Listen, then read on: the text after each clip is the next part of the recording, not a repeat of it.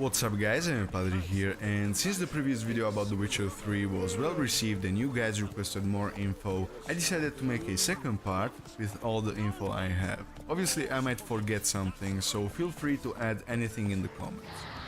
So let's start with the beginning of the game. The game begins in Kaer Morhen and it's set during Cirie's initial training, and it's basically a tutorial. A great way to learn more about Cirie and to learn the game mechanics. When the tutorial ends, the whole scene turns out to be a dream or a memory, and you find yourself in the White Orchard village together with Vesemir. If you are going to play this game on consoles or on PC and you don't have any saves to import, there will be a way to import your decisions from the previous games. At the end of the prologue there will be something like a survey dressed as dialogues, and this will be a deciding moment where you can set your choices from the previous games.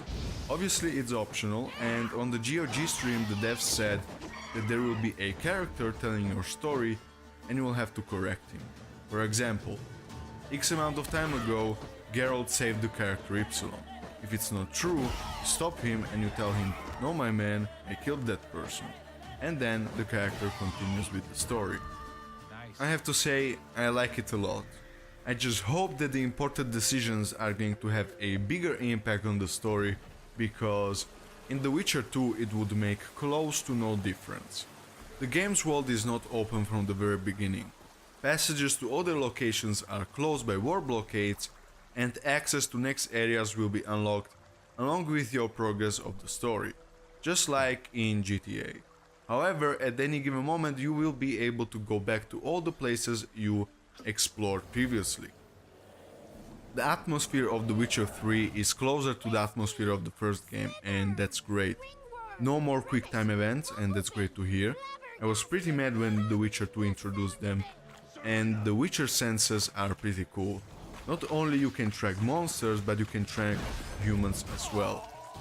Meditation has been upgraded compared to the previous games, and now it's necessary to level up and to read books about monsters, and obviously for alchemy and health regeneration. Unfortunately you can meditate almost everywhere. I would like to see something more complex, like you can meditate only near a campfire, and if you can't find one you have to build it and you need to use your resources for it. I would like to see something like that. Alcohol makes a return and it will be used in alchemy like in the first game. And a really interesting thing is, when you make a potion, now you have 3 charges and they can be replenished fairly easily. That's great, it encourages you to use potions. I remember in my first playthrough of the first game, I didn't use potions at all because, I didn't want to waste them. The crafting system is really interesting now. In The Witcher 3, having the blueprint and all the resources won't be enough. You will have to find the right blacksmith as well. Every blacksmith will have a level of expertise, and some blueprints will require a higher skilled blacksmith to be crafted. You will have to unlock these NPCs, and you will unlock them by doing some quests for them. Armors will have different levels of upgrades, and the weapons should work the same way. I'm glad to see an improvement, because in The Witcher 2 the upgrade system was kind of bad. When it comes to ranged weapons we'll have bombs, throwing knives and a crossbow. The crossbow is pretty cool, and the way it gets introduced to the game is really funny. The second playable character will be Cirie. It will be really interesting to play as her because she's a very strong character. In The Witcher 2 we played as Yorve, Seltkirk and others, but the gameplay was quite boring compared to Geralt. And it was pretty short as well. Well, Cirie was trained by the Witchers and schooled by Triss and Yennefer, so she is really powerful, and it will be a lot of fun to play as her. Not only because of her skills, but also because she is really interesting. Some people think they saw the higher vampire Regis in one of the trailers. The devs don't deny the possibility of him making a comeback, so it's open, it could happen. But I don't know, Regis is one of my favorite characters from the books, but I really don't know how I feel about a potential comeback. Experience is gained by completing quests, fighting and exploration. I'm not a big fan of that. In Full Combat Rebalance 2 for The Witcher 2, you would gain experience only from quests. This way you didn't need to farm to level up, and to be honest, I don't like to farm. So yeah, that's one thing I don't like, but it's the standard EXP system used by pretty much every RPG out there, so in the end it's okay. In The Witcher 3 you can't steal. You will get fined if they catch you, and I don't know how I feel about that.